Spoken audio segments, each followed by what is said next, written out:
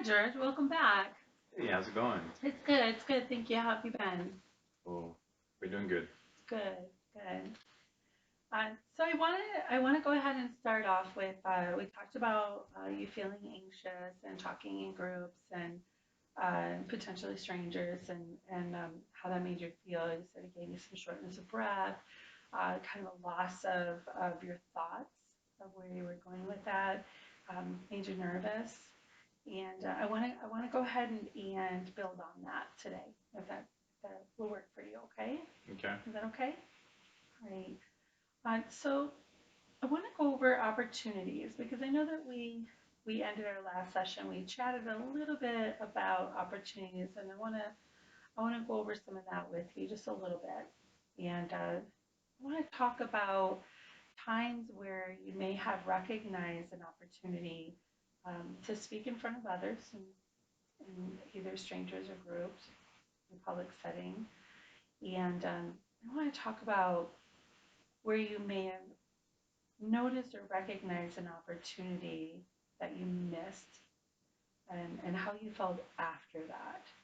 If you thought there was an opportunity where I could have spoken, but I didn't, how did that make you feel if that ever happened? And then how did that make you feel afterwards? The afterwards feeling was a little disappointing in myself. Kind of like a coward, being fearful of just speaking out. And most of the times, the things that I want to say and I don't say, Mm-hmm. somebody in that group ends up saying it. So it's like there was nothing wrong with what I wanted to say. I don't know if it's just the fear of looking foolish or, thinking of, or people thinking, or me thinking that people are thinking that I don't know what I'm talking about. But 7 or 8 times out of 10, usually the stuff that I don't say, somebody else ends up saying it, and it doesn't seem as bad. Mm-hmm. So then I'm like, well, I should have said that, but Well, in this particular instance that you're referring to, what what was the topic you spoke well, a lot about? of the group settings lately that I've been in I've been in, prayer groups or small groups or Bible studies or um, meetings or a men's group. So we're either talking about topics about God or just growing and knowing God, and there's things that I learned and that I want to share. But I'm like, well, I don't say it. I just keep quiet. But I'm thinking these ideas, and then I end up hearing somebody else share it or say it. Um, so I think I just gotta speak up. So last time we spoke, I recall you mentioning uh, some areas in your life that you've made some changes, and that this was a passion of yours. And you believe you had mentioned you're not really talkative, but when you talk about God, then your words, if I quote, is that you can't. It would be difficult to be quiet in that area. Yeah. Um, so it sounds like this is the same topic, this particular topic, and the event or the experience that you're referring to at this time. Yeah. Um, yeah. I think it's a little easier for me to speak to somebody when it's more on a one-on-one basis, and especially when I see that person is hurting or has a loss of hope, and um, it's I'm kind of led to talk to them, um, and I can share, you know. But I think when I'm around my, like, I guess brothers and sisters in Christ, and they have more knowledge. Sometimes you feel like you have less knowledge than others, so you compare yourself to others and what you think they know, but they're probably feeling the same thing. So I think it's just overall just a fear tactic to keep you quiet, which I recognize, but I still let it get to me. Okay. Okay. Okay, so what I want to do is I want to do a little experiment. Um, and I wrote this down, and I wanted to give this to you and ask you if you don't mind doing this. I want you to give me a couple of benefits and a couple of barriers, meaning a couple of benefits, positive attributes to being able to speak in a group, and then a couple of barriers, some negative attributes for not being able to speak in a group. Would you mind doing this for me? Some negative bears. Yeah, if you can just give me two, just two off the top. You don't have to think too hard into it. Just give me two barriers first. What are Two two barriers? barriers? Two negative attributes to for not speaking in public.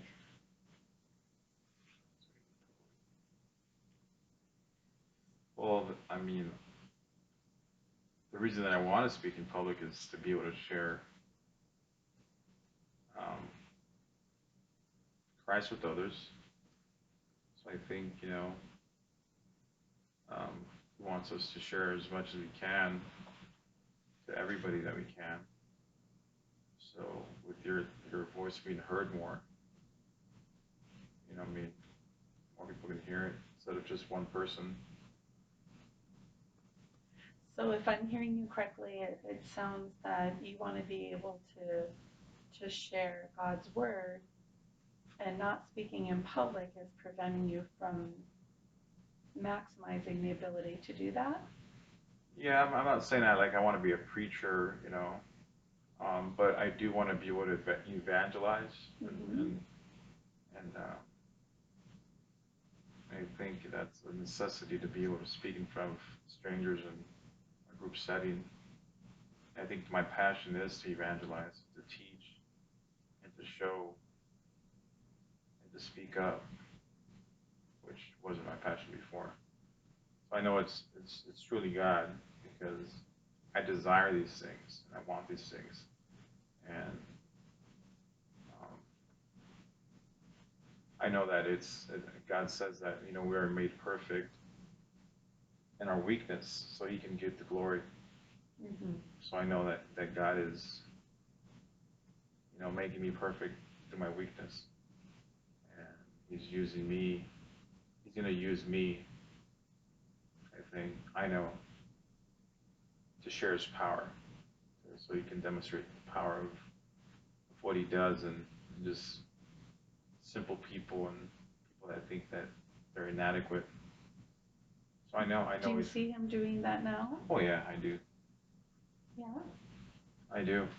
Just sometimes we just want everything quick, like a microwave, but it's a process. Mm. And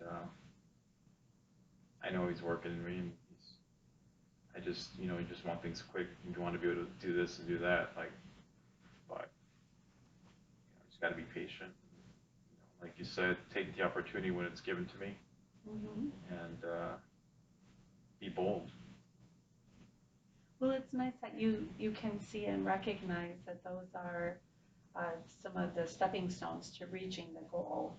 And so if I'm hearing you again, so the barrier would be that you're limited to reaching out in the manner that you would like to. Yeah, the very, and not only that, God said He gave us not a spirit of fear, but of power and a sound mind. And you know, um, if God lives in me, he doesn't fear. He's not a coward. So I don't want to represent Christ, through my fear, but through boldness and power, and to not care what man thinks about, even if they don't agree with me, to still not care of them rejecting me. Mm-hmm. You know? Well, I can hear the passion coming through each time that you speak that. So I can imagine if you were to speak that in front of others, I can imagine me being in that group, hearing that passion come through you. So then one of the benefits would be the opposing, um, with, with the opposite part of that would be is that you are able to share that love and share that experience and share your knowledge, the knowledge that you do have. And I think to give God the glory and of what He's doing in my life, and the people that have known me all my life have known me as a shy, introvert guy, and for them to one day see uh, the end result of what God's plan is for my life is going to be, I think, an awesome testimony. And not through my own power, I know that, because I would still be a selfish, arrogant guy that just thought of myself all the time. So this was never in my plan. So I know it's definitely him. If you were to give me a few different places that you would like to speak to groups in, where would you name some places? Give me 2 or 3 places that you would find ideal or a goal to speak in front of a group. Even if you feel like right now it just is so outside of your reach, something to the least amount of anxiety, even up to the most extreme amount of anxiety, wherever it would be that you would want to speak. I think putting myself out there and um, probably helping others, like volunteering with people that are struggling and don't have hope. I think they're more open to hear um, the good news. But where would you see this being? In a church setting or Church setting, in a a like a, I don't know, like helping kids, mentor, Mm. um, church camp, Oh, nice. Bible Okay. studies. Not necessarily teaching, but just speaking out and putting my own input and what I know, what I've learned. Okay. And so in this entity, when we talked about over the last 3 years, you have had that pushing point that brought you out of being a little less introverted in your volunteering at church. You shared that you're serving at church as an usher, or that you are going to a small group and you get to share with like a neighborhood group. And in that, when you began, you have this comfort zone, or people have this comfort zone that inside is where they're familiar, the familiarity of things, like your family. You're familiar with your family, so you're probably you feel like maybe your comfort zone is a little larger with your family. So when you started serving or started this neighborhood group, would you say that your comfort zone, the circle, the diameter of your circle expanded a little bit as a result of doing this? As a result of sharing, as a result of ushering? It has. Yeah? Putting myself in that situation has helped a lot. But there's times when um, I guess you're led by feelings that sometimes dictate how you feel at the moment, which um, I'm trying to not be led by my emotions at that present moment. You know what I mean? Mm-hmm. Because I sometimes I'm led a lot by my thoughts and emotions, and it just deter me from fully being who I want to be at that moment. I think that's why sometimes I just stay quiet. Do you feel that there is too much attention on you when you do speak? Yeah. I think so. Almost like all eyes on me, and you start to become a little nervous with what to do at that point. Not all the times, but yeah, I think most of the times. Okay. So something that worked for me when I'm standing in front of a large group is that I like to I began when I was starting to speak in groups and doing so as a team entity. So it wasn't just me standing in front of that large group. I actually started out with other people. Then it wasn't as if all the attention or all eyes were on me.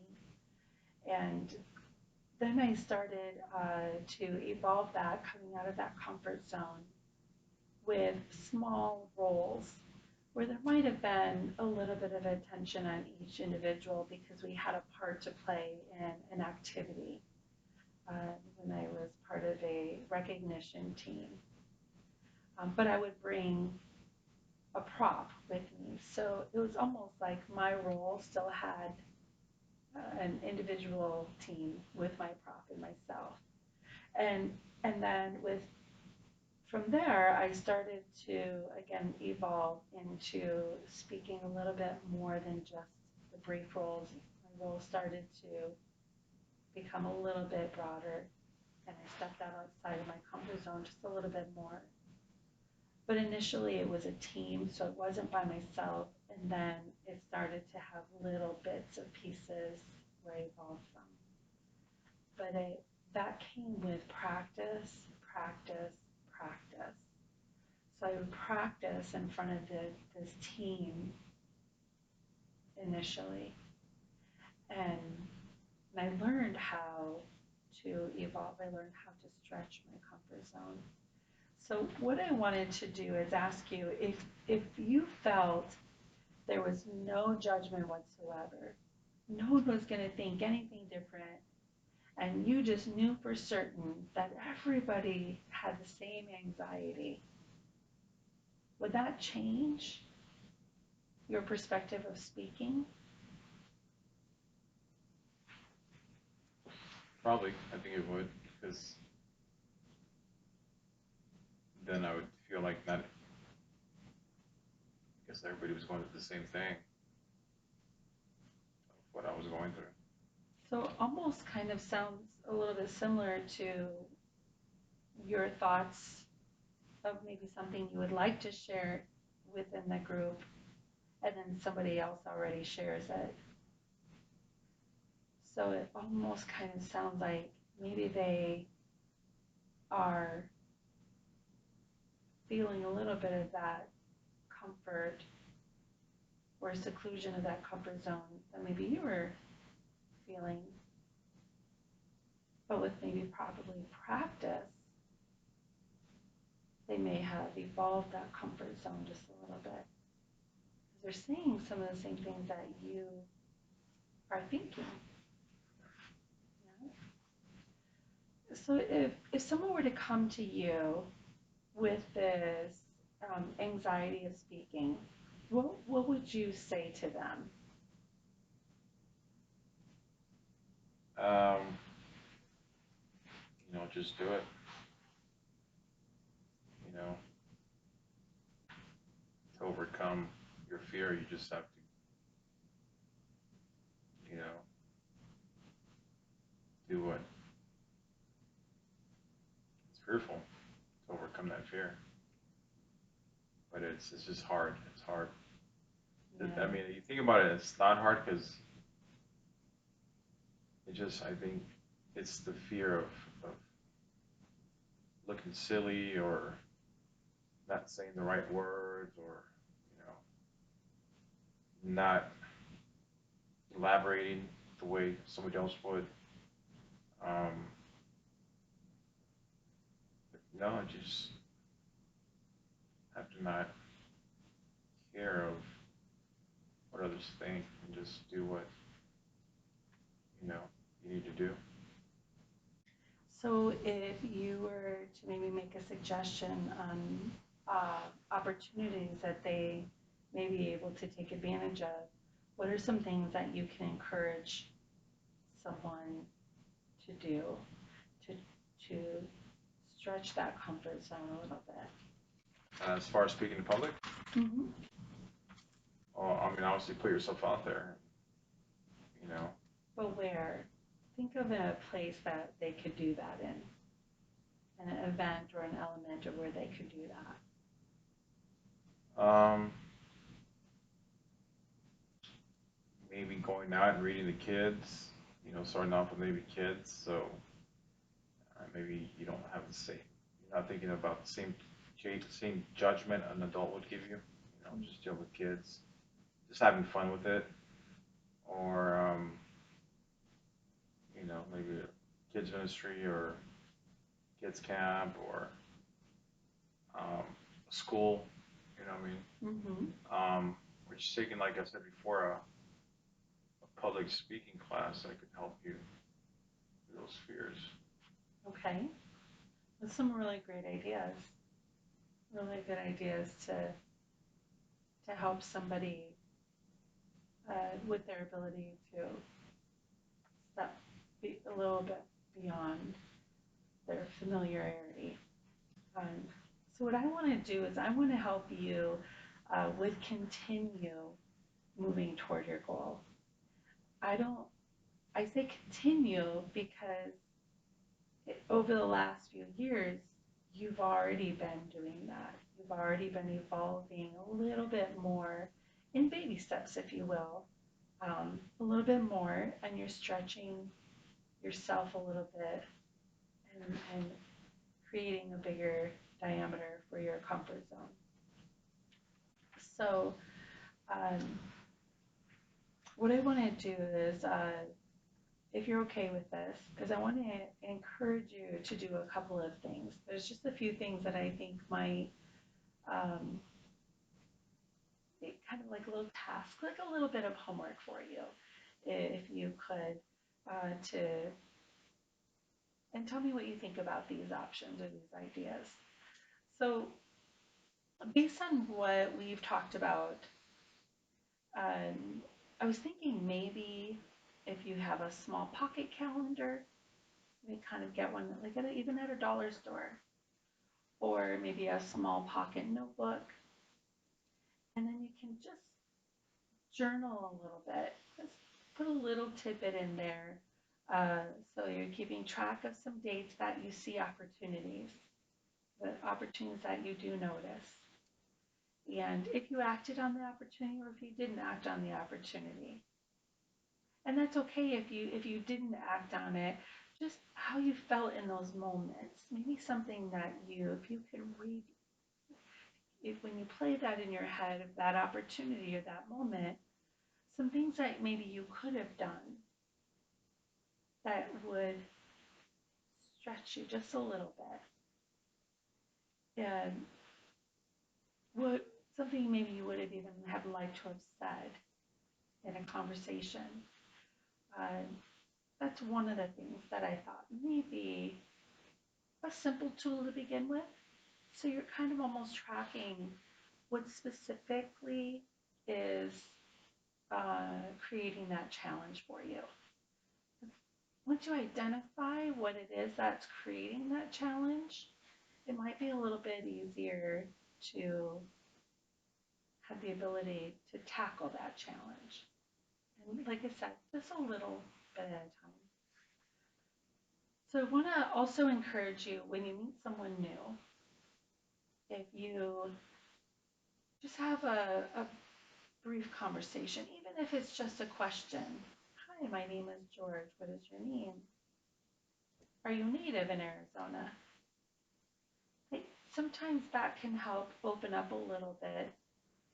You don't really have to go in great depth and give your whole life story, but maybe that'll open you up to being a little bit more comfortable with strangers, and maybe ask a hobby of theirs, or you might find that you have shared interests. Just something a little simple like that.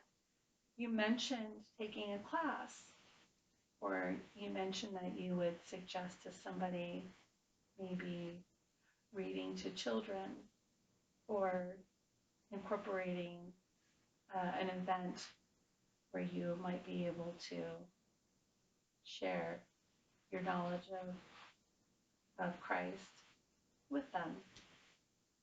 Any of those seem like they might be comfortable? You might be comfortable with doing those? Yeah. Yeah? Which one specifically do you think comes to mind first that you would feel most comfortable doing?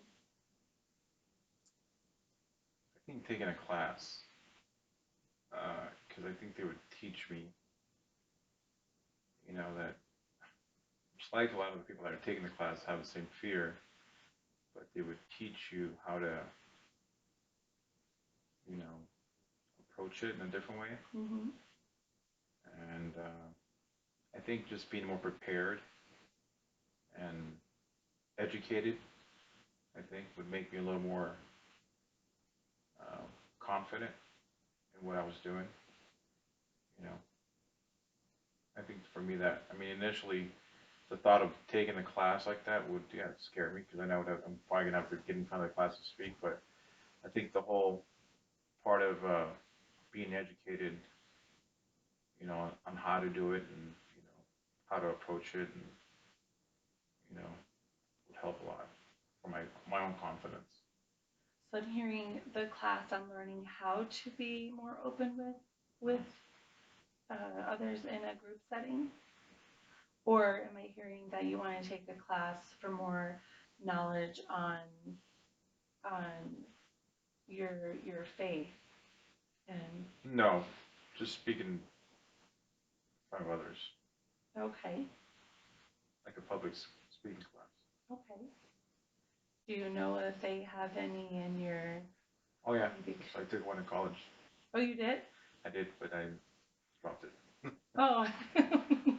So But that is before you evolved to this level of being yeah, able to long time ago. switch on. Okay. So, all right. Well, maybe we can look into that. I can help look into some different options that might be available. And Yeah. okay, so we'll revisit this next time and see maybe what we've discovered are the opportunities that you've moved toward. Okay. Thank you. Yeah. Thank you so much.